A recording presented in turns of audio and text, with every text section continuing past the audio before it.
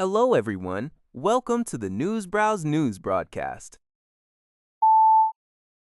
Ukrainian President Volodymyr Zelensky, in a warning to Daily Express US, claims Russia is preparing new invasions targeting European nations, including potential attacks on NATO countries, and is actively seeking to draw Belarus deeper into its military operations. According to Ukrainian intelligence officials, internal Russian military reports indicate a lack of confidence in their forces' ability to achieve Kremlin objectives.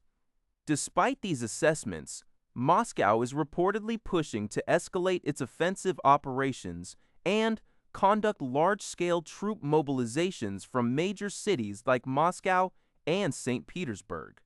Zelensky suggested that a smaller parallel offensive could target vulnerable states, citing Baltic nations as an example.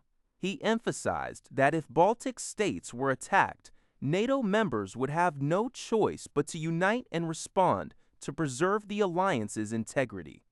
Zelensky also noted Russia's social media restrictions aim to suppress potential internal uprisings against expanded military actions.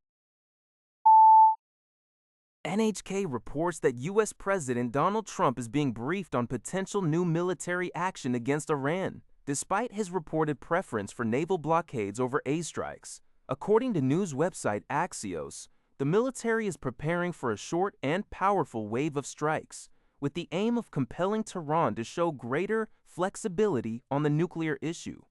In response, Iran's supreme leader, Mojtaba Khamenei, stated through state media that Iran is prepared to defend its nuclear and missile capabilities as a national asset and asserted its sole responsibility for managing the Strait of Hormuz. Separately, the Wall Street Journal reported that the U.S. plans to establish an international coalition to ensure safe navigation in the strait, which would be led by the U.S., and focus on information sharing and enforcing sanctions. The State Department has instructed diplomats to urge foreign governments to join this initiative. According to Zioshabah, Iranian President Masoud Pezeshkian has declared that the United States naval blockade of Iranian ports is, in fact, an extension of military action by Washington, despite a temporary ceasefire between the two nations. Pezeshkian stated on social media platform X, "The world has witnessed Iran's tolerance and reconciliation. Those actions under the guise of naval blockade are, in fact, an extension of military action against a nation paying the price for its resistance and independence." He further emphasized that this oppressive practice cannot be tolerated indefinitely. Separately, officials from Iran's Islamic Revolutionary Guard Corps, IRGC, issued a strong warning, stating that any new attack by the United States, even a limited one, would result in long and painful strikes against U.S. regional targets. IRGC Aerospace Force Commander Sayed Majid Musavi specifically threatened that such a response would extend to U.S. military vessels. Furthermore, Iran's new supreme leader, Ayatollah Mojtaba Khamenei, issued a written statement affirming Tehran's resolve to ensure regional security in the Persian Gulf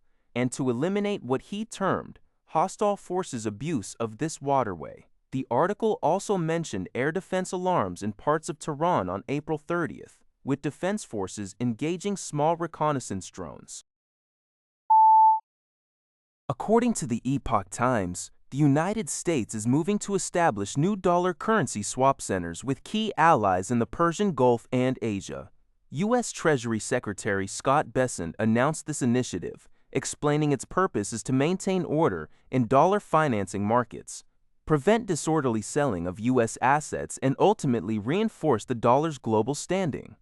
Senior political and economic commentator Wu Jielong described this as a big move and a killer move in the U.S.-China confrontation, combining financial and geopolitical strategies. By offering an alternative dollar financing channel, especially to countries potentially caught in China's Belt and Road debt traps, the U.S. aims to counter Beijing's efforts to internationalize the RMB and erode its influence.